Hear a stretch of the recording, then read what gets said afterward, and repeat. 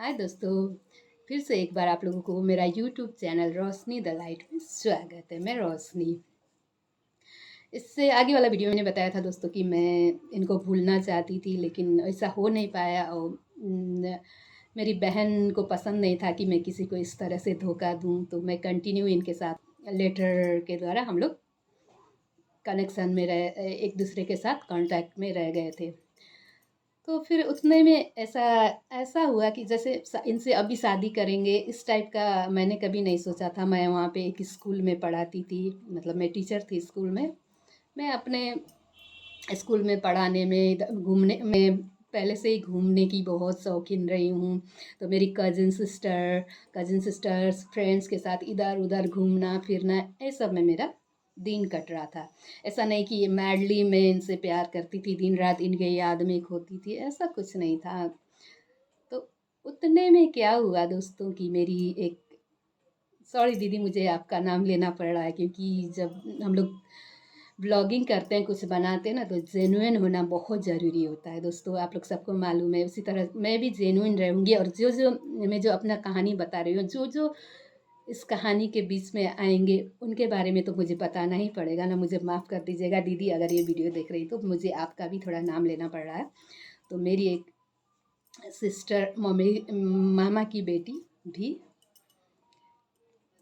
मतलब किसी अपने जाति से बाहर के लड़के को वो पसंद करती थी। तो वो भी उनसे शादी करना चाहती थी। तो उनके भी घर से तो कोई राज़ी नहीं होने वाले थे, तो उनको इसके लिए उन्होंने प्लान बनाया था कि वो लोग भाग के शादी करेंगे। मतलब घर से भाग के मतलब वो भैया जो जो मेरी जीजा जी है, वो और मेरी दीदी मिलके ये लोग प्लान बना ली कि भाग के शादी करेंगे। क्योंकि वो लोग अलग अलग कास्ट के थे दोस्तों, तो घर से शादी होना पॉसिबल नहीं था। तो उन्होंने प्लान बनाया था। लेकिन मेरी जो बड़ी बहन थी ना, अकेले, वो जो मेरी बहन थी, घर से अकेले भागने में उनको डर लग रहा था ना। क्या मुझे एक दिन आके क्या बोलती हैं,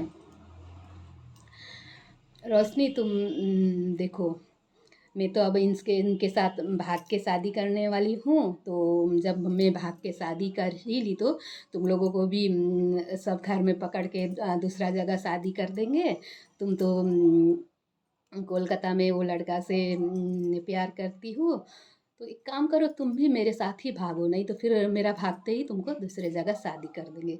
इस टाइप से मेरी दीदी हमको कन्विंस की। तो दोस्तों देखिए, कम उम्र होता है ना, जब अभी जैसा होता, मैं थोड़ी 25-30 साल की होती या मैच्योर्ड होती, तो शायद उनके बात में नहीं आती। मैं इंतज़ार करती, मैं रास्ते ढूंढती, क्योंकि जबकि मेरे भाई बहन सबको मालूम था कि मैं इनसे प्यार करती हूँ।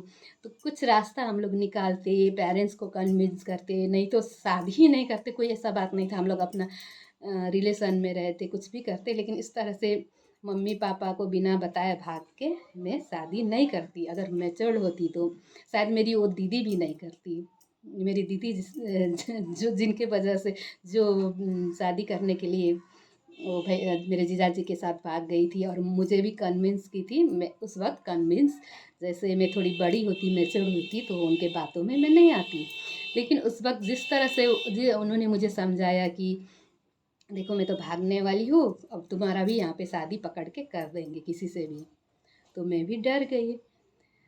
तो जिस दिन उन्होंने भागने का प्लान किया, तो मुझे दीदी बोली तुम भी हम लोग के साथ भी चलना, साथ में चलना, हम लोग भी घर से भाग जाएंगे, तुमको हम वहाँ तक, मतलब लड़का तक पहुँचाने का कोशिश करेंगे।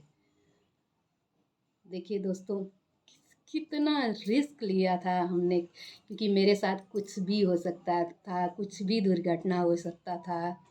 अगर हम यहाँ आते और ये मेरे जो हस्बैंड मुझे उसी टाइम यहाँ पे नहीं मिलते, बाई चांस वो कहीं गए होते या जाते, तो कितना दांव पे लगा हुआ था मेरा ज़िंदगी। लेकिन वो कदम मैंने उठाया। अभी के बच्चे इस टाइप से शायद नहीं करते हैं, वो लोग बहुत काफ़ी समझदार होते हैं। करना भी नहीं, ऐसा कभी भी बिना सोचे समझे घर से नहीं भागना चाहिए, जो मैंने किया था, बहुत बड़ी गलती थी वो। बोले तो मैं बहुत सारे मामले में बहुत लकी साबित हुई। तो आगे क्या क्या हुआ मैं आगे का वीडियो में आप लोगों को बताऊंगी।